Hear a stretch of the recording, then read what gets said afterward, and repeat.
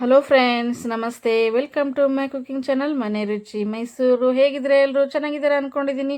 ನಾವು ತುಂಬ ಚೆನ್ನಾಗಿದ್ದೀವಿ. ಪ್ಲೀಸ್ ಕ್ಷಮೆ ಇರಲಿ, ತುಂಬ ದಿನಗಳಿಂದ ವಿಡಿಯೋ ಹಾಕೋಕ್ಕಾಗಿಲ್ಲ. ಯಾಕಂದರೆ ಊರಿಗೆ ಹೋಗಿದ್ದೆ, ನಾನು ಸ್ವಲ್ಪ ಬ್ಯುಸಿ ಇದ್ದೆ, ಸ್ಕೂಲ್ ರಜೆ ಇತ್ತು. ಅದಕ್ಕೆ ನೋಡಿ ಬನ್ನಿ, ಇವತ್ತೊಂದು ಸ್ಪೆಷಲ್ ಆದ ನಮ್ಮ ಉತ್ತರ ಕರ್ನಾಟಕದಲ್ಲಿ ಮಾಡುವಂಥ ಒಂದು ಕಟ್ಟಿನ ಸಾರು ತೊಗೊಂಬಂದಿದ್ದೀನಿ. ಅದು ಕಡಲೆಬೇಳೆಯಿಂದ ತೆಗೆದಿರೋವಂಥ ನೀರಿಂದ ಕಟ್ಟಿನ ಸಾರು ಮಾಡೋದು ತುಂಬ ಈಸಿ, ಕ್ವಿಕ್ಕಾಗಿ ಮಾಡ್ಬೋದು. ಮತ್ತು ಪ್ರತಿಯೊಬ್ಬರು ನಮ್ಮ ಉತ್ತರ ಕರ್ನಾಟಕದಲ್ಲಿ ಹೋಳಿಗೆ ಮಾಡಿದಾಗ ಮರಿದೇನೆ ಮಾಡ್ತಾರೆ. ತುಂಬ ಈಸಿಯಾಗಿ ಮಾಡ್ಕೋಬೋದು. ಇನ್ನೂ ಯಾರೆಲ್ಲ ಸಬ್ಸ್ಕ್ರೈಬ್ ಆಗಿಲ್ಲ ಪ್ಲೀಸ್ ಸಬ್ಸ್ಕ್ರೈಬ್ ಮಾಡ್ಕೊಂಡು ನೋಡಿ. ಹಾಗೆ ನೋಡಬೇಡಿ, ಸೈಡಿಗಿರೋ ಬೆಲ್ ಬಟನ್ನ ಕ್ಲಿಕ್ ಮಾಡಿ ಆಲ್ ಅಂತ ಸೆಲೆಕ್ಟ್ ಮಾಡಿದ್ರೆ ಎಲ್ಲ ನೋಟಿಫಿಕೇಷನು ನಿಮಗೆ ಮೊದಲು ಬರುತ್ತೆ. ಪ್ಲೀಸ್ ಸ್ಕಿಪ್ ಮಾಡಿದೆ ನೋಡಿ ಫ್ರೆಂಡ್ಸ್. ನೋಡಿ, ಒಂದು ಬೌಲ್ ಆಗೋಷ್ಟು ಕ್ಲೀನಾಗಿರೋ ಮತ್ತು ಕ್ಲೀನ್ ಮಾಡಿರೋಂಥ ಕಡಲೆಬೇಳೆ ತೊಗೊಂಡಿದ್ದೀನಿ. ಕಡಲೆಬೇಳೆ ಕಟ್ಟಿನ ಸಾರಲ್ವಾ, ಕಡಲೆಬೇಳೆ ಬೇಕಾಗುತ್ತೆ. 1 ಕಪ್ ಆಗೋಷ್ಟು ಕಡಲೆಬೇಳೆ ತೊಗೊಂಡಿದ್ದೀನಿ. ಕ್ಲೀನ್ ಮಾಡಿಕೊಂಡು ಅದು ಚೆನ್ನಾಗಿ ಒಂದು ಕುಕ್ಕರಲ್ಲಿ ಹಾಕ್ಕೊಂಡು ಚೆನ್ನಾಗಿ ಕ್ಲೀನ್ ಮಾಡ್ಕೊಂಡಿದ್ದೀನಿ. ಒಂದು 2 ರಿಂದ 3 ಸಲ ನೀರಿಂದ ತೊಳ್ಕೊಬೇಕು. ಆಮೇಲೆ ಒಂದು 3 ರಿಂದ 4 ಲೋಟದಷ್ಟು ನೀರು ಹಾಕೋಬೇಕು. ಯಾವ ಸೈಜಿಂದ ನಾವು ಯಾವ ಕಪ್ಪಿಂದ ಕಡಲೆಬೇಳೆ ತೊಗೋತೀವಿ ನೋಡಿ, ಅದೇ ಕಪ್ಪಿಂದ ನೀರು ಹಾಕೋಬೇಕು. 4 ಕಪ್ಪಷ್ಟು ನೀರು ಹಾಕ್ಕೊಂಡ್ರೆ 4 ರಿಂದ 5 ವಿಸಲ್ ಹೊಡಿಸಿದ್ರೆ ಏನಾಗುತ್ತೆ, ಚೆನ್ನಾಗಿ ಕಟ್ಟು ಬರುತ್ತೆ ನೀಟಾಗಿ. ನೋಡಿ, ಇಷ್ಟು ಚೆನ್ನಾಗಿ ಬೆಂದಿರಬೇಕು. ಬೇಳೆ ಮುಟ್ಟು ನೋಡಿದ್ರೆ ಕಡಲೆಬೇಳೆ ಚೆನ್ನಾಗಿ ಮ್ಯಾಶ್ ಆಗಿರಬೇಕು.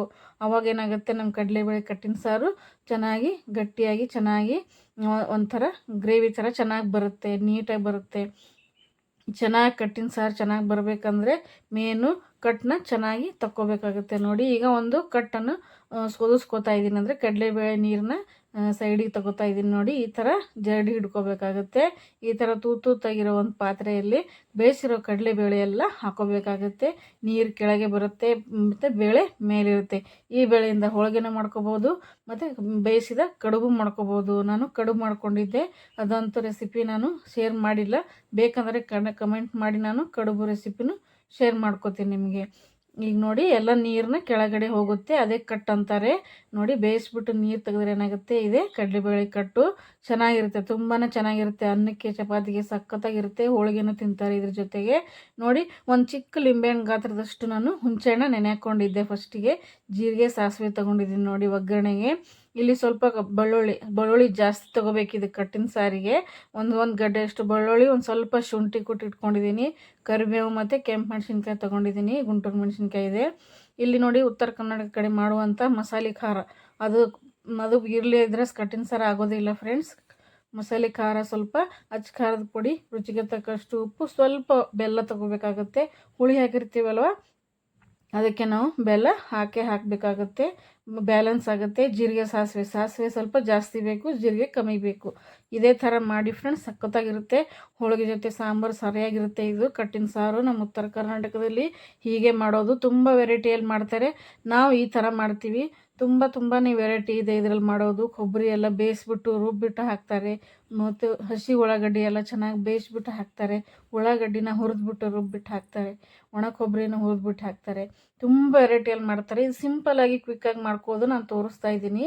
ನೋಡಿ, ಪಾತ್ರೆ ಮೇಲೆ ಗ್ಯಾಸ್ ಮೇಲೆ ಒಂದು ಪಾತ್ರೆ ಇಟ್ಟಿದ್ದೀನಿ. ಅದಕ್ಕೆ 1 ರಿಂದ 3 ಸ್ಪೂನ್ ಎಣ್ಣೆ ಹಾಕಿದ್ದೀನಿ. ಎಣ್ಣೆ ಸ್ವಲ್ಪ ಜಾಸ್ತಿ ಬೇಕಾಗುತ್ತೆ.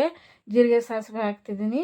ಚಟಪಟ ಅಂತ ಸಿಡಿದ ಮೇಲೆ ಆಮೇಲೆ ಬೆಳ್ಳುಳ್ಳಿ ಶುಂಠಿ ಕುಟ್ಟಿಟ್ಕೊಂಡಿದ್ನಲ್ಲ, ಅದು ಹಾಕ್ತಾಯಿದ್ದೀನಿ. ನೋಡಿ, ಬೆಳ್ಳುಳ್ಳಿ ನೋಡಿ ಕಲರ್ ಚೇಂಜ್ ಆಗಬೇಕು, ಸ್ವಲ್ಪ ಲೈಟ್ ಬ್ರೌನ್ ಆಗಬೇಕು, ಅಲ್ಲಿ ತನಕ ಚೆನ್ನಾಗಿ ಎಣ್ಣೆಯಲ್ಲಿ ಫ್ರೈ ಮಾಡ್ಕೋಬೇಕಾಗುತ್ತೆ ಫ್ರೆಂಡ್ಸ್. ನೋಡಿ, ತುಂಬ ಈಸಿ ಮಾಡ್ಕೋಬೋದು ಮನೆಯಲ್ಲಿ.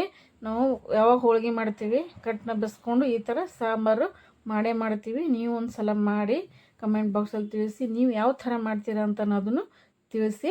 ಈಗ ನೋಡಿ, ಸ್ವಲ್ಪ ಕಲರ್ ಚೇಂಜ್ ಆದಮೇಲೆ ಬೆಳ್ಳುಳ್ಳಿ ಶುಂಠಿದು ಒಣ ಮೆಣಸಿನ್ಕಾಯಿ ಹಾಕೋತಾ ಇದ್ದೀನಿ. ಕೆಂಪು ಮೆಣಸಿನ್ಕಾಯಿ ಹಾಕೊಂಡಾದ್ಮೇಲೆ ಸ್ವಲ್ಪ ಕರಿಬೇವು ಹಾಕೋತಾ ಇದ್ದೀನಿ. ಚೆನ್ನಾಗಿ ಹುರ್ಕೋಬೇಕು ಎಣ್ಣೆಯಲ್ಲಿ. ಎಷ್ಟು ಚೆನ್ನಾಗಿ ಎಣ್ಣೆಯಲ್ಲಿ ಫ್ರೈ ಮಾಡ್ತೀರಾ. ಮೇನ್ ಒಗ್ಗರಣೆ ಫ್ರೆಂಡ್ಸ್ ಇದು. ಕಟ್ಟಿನ ಸಾರಿಗೆ ಒಗ್ಗರಣೆ ಸ್ವಲ್ಪ ಸ್ಟ್ರಾಂಗ್ ಆಗಿರಬೇಕು.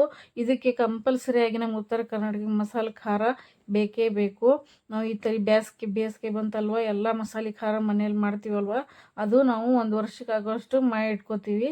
ಅದು ನಾವು ಈ ಕಟ್ಟಿನ ಸಾರಿಗಂತೂ ಫಿಕ್ಸ್ ಹಾಕ್ತೀವಿ.